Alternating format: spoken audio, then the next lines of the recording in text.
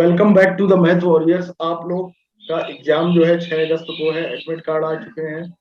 तो एक समस्या ये आ रही थी, जो सरकारी टीचर है कई बार मुझसे कंप्लेन कर रहे थे, तो अधिकतर वही लोग हैं जिन्होंने पीडीएफ भी मेरी परचेज की है और वो जुड़े हुए भी हैं। उनका यही कहना है कि सर एनओसी क्या मुझे लेनी पड़ेगी, अभी लेनी पड़ेगी। तो इन सारे सिलसिले को लेकर मैंने जो है, मेरी कलीग जो मेरे साथ पढ़ती हैं, तो उनसे मैंने कहा कि एक वीडियो इस पर बनाया जाए। तो वो अभी जो है हम लोग वीडियो बना रहे हैं। तो उसी जितने भी रिलेटेड आपके डाउट थे हम लोग एक एक पॉइंट्स को लेकर क्लियर करेंगे। ठीक है, तो चलिए शुरू करते हैं, समझते हैं कि क्या है। तो उपासना थोड़ा सा अपना इंट्रोडक्शन दें पहले कि किस तरीके से क्या क्या है और किस तरीके से आपने यूपीआईटी को ज्वाइन किया। मेरा नाम उपासना राजपूत है और मैं इस टाइम बेसिक में टीचर हूँ। 2018 में हमारी पोस्टिंग हुई थी। उसके बाद मैंने सोचा, एक्चुअली मैंने बीटीसी किया हुआ था, तो मुझे बीएड करना था क्योंकि बीईओ की जो वैकेंसी आई थी उसके लिए हम एलिजिबल नहीं थे। तो मैंने सोचा कर ही लेते हैं। तो पता किया कि एक तो इग्नू से बीएड होता है और दूसरा राजेश टंडन से होता है। इग्नू का खर्चा भी थोड़ा ज्यादा आता है और उसका शायद दिल्ली जाना पड़ता है। तो मुझे लगा कि अपना यूपी का ही है, यहीं पास में कहीं कॉलेज मिल जाएगा तो कर लेते हैं। तो उसके लिए एंट्रेंस फॉर्म अप्लाई किया था। नहीं तो यहाँ और पर उसके एक बाद एक जवाब आप दें, एक जवाब दें। बच्चों को एक डाउट है, मतलब ये एनसीटी से अप्रूव है कि नहीं? हाँ हाँ बिल्कुल है। तो आपने ये कहाँ से पता किया, मतलब किस तरीके से, किसी ने बताया या आपने खुद रिसर्च किया, क्या किया? हाँ साइट पे देखा और इधर हाँ, उधर से जानकारी जुटाई, क्योंकि लोगों से ये पता किया डाउट इन जो लोगों के जिन। मन में आ रहा है, जो फर्जी का डाउट है। मैं इनसे कई बार बोल चुका हूँ कि हम लोग अगर कर रहे हैं तो ऐसा नहीं कि हम लोग मतलब तुम लोगों से ज्यादा भी अवेयर रहते हैं, ऐसा नहीं है। हाँ, तो फिर आगे बताएं आप प्रक्रिया। जी आप पूछिए और क्या बताना है। हाँ, ये बताना कि आपका पेपर में मतलब कौन सा आपने सब्जेक्ट चुने थे, क्या आपने गलती की थी जिससे आपकी रैंक गड़बड़ हुई, बताएं। एक्चुअली मेरी रैंक जो है वो 82 है। और जब मैं एग्जाम देने गई थी तो मुझे पता नहीं था कि वहां पे सब्जेक्ट कौन से चूज करने होते हैं। जिस जिस सब्जेक्ट से ग्रेजुएशन किया हुआ है वही सब्जेक्ट चूज करने होते हैं, या फिर कोई भी सब्जेक्ट। क्योंकि फॉर्म भरते टाइम तो ऐसा कुछ होता नहीं है कि आप क्या चूज करेंगे। एग्जाम हॉल में ही आपको वहां दो ऑप्शन फिल करने होते हैं। तो मुझे पता नहीं था, मुझे लगा मेरी ग्रेजुएशन में मैं फिजिक्स केमिस्ट्री मैथ से थी, तो उसी को चूज करना होता है। किसी टीचर ने भी सही नहीं बता पाया हमको, तो फिर मैंने वहाँ फिजिक्स और सॉरी साइंस और मैथ ही किया था, जो कि बहुत टफ था। अगर मुझे पता होता मैंने कोई और सब्जेक्ट लिया होता तो शायद मेरी रैंक बहुत अच्छी आती। हिंदी और जीएस करती तो इनकी रैंक अच्छी आ जाती। ठीक है, अगर ये करती। हाँ वो बहुत अच्छा सब्जेक्ट था, और ये तो बहुत अच्छी बात है कि आप वहां पे देख सकते हैं अपनी आंखों से कि हाँ, कौन और सा उसके सब्जेक्ट ज्यादा इजी उसके है। बाद ही भरे। मैं इनसे फिर कह रहा हूँ, उसके बाद वो गोले भरे। आप माइंड प्रिपेयर करके भले ही जाएंगे कि मैं हिंदी जीएस करूंगा, क्या पता वहां आपको इंग्लिश सरल लगे। अगर आपके एक अच्छे कंपटीटर है, आपकी सब जी तैयारी जी है। जी। मैं भी गणित करने गया था, लेकिन अगर मैं गणित करता मेरे कुछ रैंक ही नहीं आती, ये मुझे पता है। ठीक है, तो मैंने देखा कि गणित कठिन होता। है, तो मैंने इंग्लिश और हिंदी की, ये समझिए इंग्लिश बहुत सरल थी, इंग्लिश। तो आप लोग भी इस चीज को ध्यान रखें। आप मतलब मैथ्स वॉरियर्स का शुक्रिया अदा करें कि आपको हम पहले से ही ये बता रहे हैं कि मतलब, और वहां पर भी फिर भी मत बहक जाना कि कोई टीचर को कुछ नहीं पता होता। मैं फिर कह रहा हूं, तुम अपनी बात पर अड़े रहना, तुम वहां पढ़ना और उसके बाद अपने गोले भरना। ठीक है ना? वहां टीचर कोई कहता है ऐसा नहीं होता ये वो, तुम बहस करने लगो, मुस्कुरा के अपना काम करना। चक्कर ना, मेरे कमरे में भी बहस हो रही है, लेकिन मैं अपनी जगह कि सही था, मैंने मैंने कहा ठीक है। जी बताएं। अगल बगल एक दो लोगों से पूछा भी, तो वो उनका तो आर्ट साइड था ही पहले से। तो मुझे लगा शायद अब इनको कोई प्रॉब्लम ही नहीं होगी। तो मतलब मुझे नहीं आती थी चीजें, बहुत कम क्वेश्चन अटेम्प्ट किए थे मैंने उसमें, क्योंकि कंपटीशन से जुड़ चुके हैं। तो वो जो 12th वाली मैथ और साइंस होती है ना, वो बहुत पीछे छूट चुकी होती है। हाँ, तो आप ये बताएं कि मतलब जीएस के लिए थोड़ा सा इन्हें सजेस्ट कर दें। मैं इनसे कह रहा हूँ कि जीएस ही करना सभी लोग। अधिकतर 80 नंबर का वेटेज है, 50 30 80। तो थोड़ा सा बता दें मतलब करंट क्या है, कैसे क्या पढ़े, कितनी क्या आती, किस लेवल की आती, थोड़ा सा आप इन्हें अपने बता दें अपने हिसाब से। अब देखिए ऐसा है, अगर हम लोग कहीं ना कहीं हम किसी कॉम्पिटिटिव एग्जाम से तो जुड़े ही होंगे, तैयारी कर ही रहे होंगे।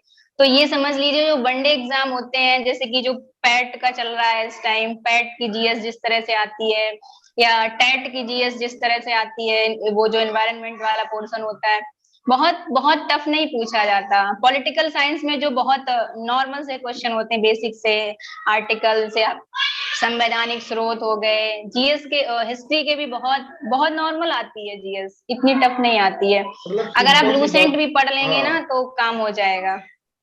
क्या लूसेंट या कोई वन लाइनर एक उठा लो जहां पर बहुत सारे क्वेश्चन नहीं संकलित रहते बिल्कुल। हैं, जैसे स्पीडी है, बहुत सारी एसएससी किताबें। 10+2 हाँ जो रहता है, हाँ उसके आप एक दो प्रैक्टिस पेपर सॉल्व कर लीजिए। हाँ, तो आपका काम बन जाए। और रीजनिंग के लिए थोड़ा सा बता दें, रीजनिंग का क्या, इनको स्कोरिंग सब्जेक्ट वही है यही। रीजनिंग भी बहुत बेसिक आती है। अगर आप अरिहंत की बुक एक बार लगा लीजिए तो आज आराम से हो जाएगा। हाँ, तो ये सारी चीजें हो गई। और पेडागोगी को थोड़ा बता दीजिए, पेडागोगी बच रही है। अब कोई ना कोई तो डीएलएड या बीटीसी किया ही होगा, तो अब वही उसकी तो जो तब। बुक होगी उसको हाँ, बहुत नॉर्मल आता है वो भी। इतना इस टाइम आप जब बीएड करने जाएंगे ना तो आपका लेवल होगा जो दिमाग का, वो काम करने हाँ। लगेगा आराम से। अब वो नॉर्मल आती, मतलब से सीडी, मतलब राइटर के ज्यादा क्वेश्चन नहीं आते, एक क्वेश्चन आया तो नहीं बता नहीं, दोगे। बहुत सिंपल। बस आपकी एप्टीट्यूड बेस होती है कि आप वहां पे सोच कितना सकते हैं, और हाँ हमेशा इस तरह के क्वेश्चन को बच्चों को केंद्र में रख के किया जाता है। सिर्फ बच्चे के लिए हमें कुछ बुरा नहीं सोचना है, क्योंकि एनसीएफ बच्चा हमेशा 2005 सही में, होता हाँ, है। बाल केंद्रित है। जी। ये सारी चीजें हैं। तो अगली अगर अब हम बात करें, जो आप शिक्षा के मेन पॉइंट्स पर बात होगी कि आपने क्या किया था, अपने विभाग को जानकारी दी थी, क्या किया था, वो थोड़ा सा आप बताएं।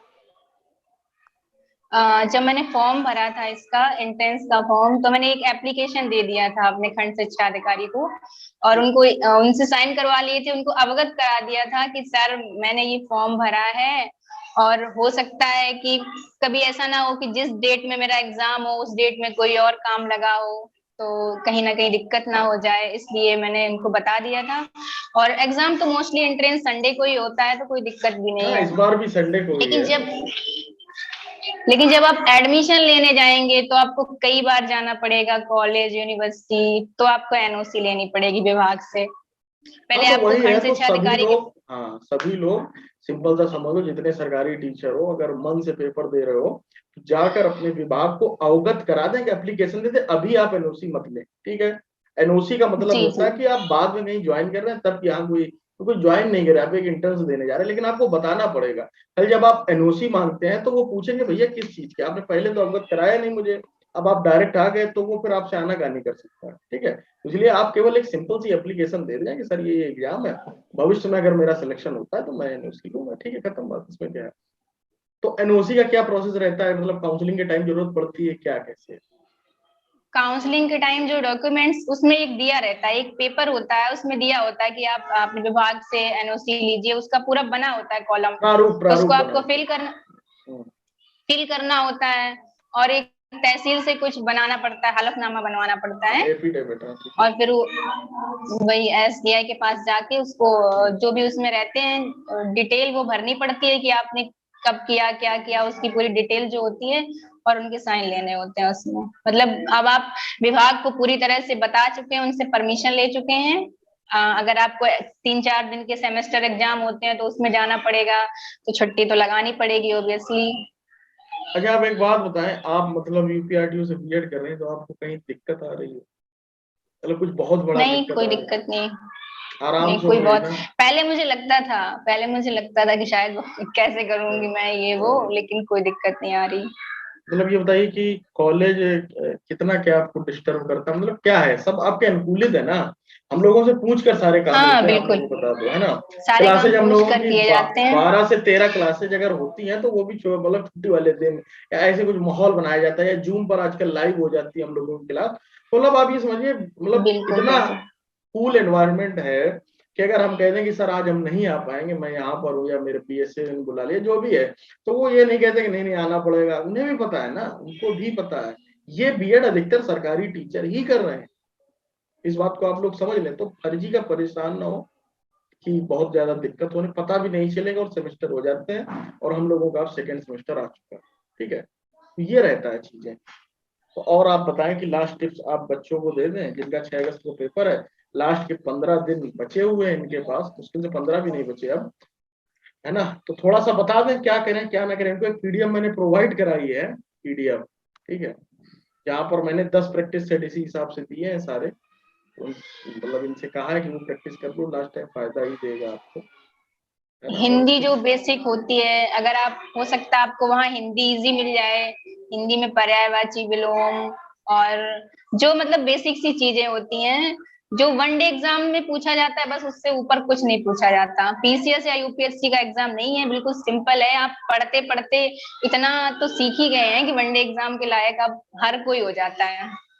तो हाँ तो बस वही वही पढ़ना होता है। और करंट आप करंट जीएस में थोड़ी करंट भी आती है, और जो वो स्टार्टिंग में जो सबको करने होते हैं ना, उसमें भी करंट आती है, वो नॉर्मल सी अच्छा करंट आती है। नॉर्मल आती है। इनसे मैं बार बोल रहा हूँ 6 महीने की आप लोग खरीद लें, या मैंने इन्हें 800 क्वेश्चन प्रोवाइड करा रखे, 800 क्वेश्चन वो पढ़ लें 6 महीने के, तो उससे भी इनका भला हो जाएगा 100%।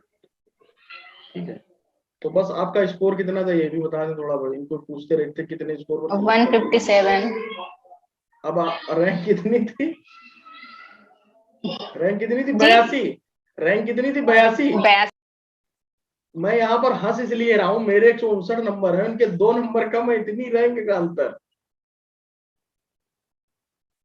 आपकी आवाज आई थिंक म्यूट हुई है। हाँ अब सही है, अब सही है।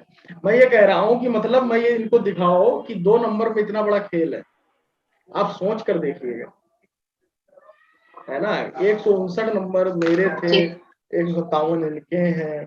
159 नंबर में ही 14 लोग थे, सॉरी 8 लोग थे जिनके सेम नंबर थे। तो जो ऊपर स्कोर होता है ना 150 के ऊपर, ये भाई साहब यहाँ बहुत तगड़ा कंपटीशन है। एक ही लड़की थी जिसकी 1 रैंक है, उपासना राजपूत, वो भी साथ में पढ़ती है हम लोगों की ही। उसके ही केवल ऐसे नंबर की अनुपम गैप, राजपूत। सॉरी सॉरी, हाँ आपका नाम है उपासना। तो अनुपम राजपूत, ठीक है, उसका जो गैप था, उसी का एक ऐसा गैप था जो मतलब बहुत दूर था, 10 नंबर का। 171 नंबर थे उसके आई थिंक, और एक 10 नंबर का गैप था जो सेकेंड रैंक वाले के बीच में। लेकिन फिर बहुत तगड़ा कंपटीशन था। तो आप लोग थोड़ा सा समझे इस चीज को, माइंड से प्रिपेयर करें। कम से कम 140 प्लस तो आपको स्कोर करना ही है, अगर आप कैटेगरी कोई रखते हैं तब। अगर नहीं रखते हैं तो भैया 150 के ऊपर जाओ तभी कुछ होगा, नहीं तो आप भूल सकते हैं। 500 सीटें, सिंपल सी बात, 550, है ना। जी। चलिए फिर, हाँ तो चलिए फिर इनको अलविदा कहते हैं।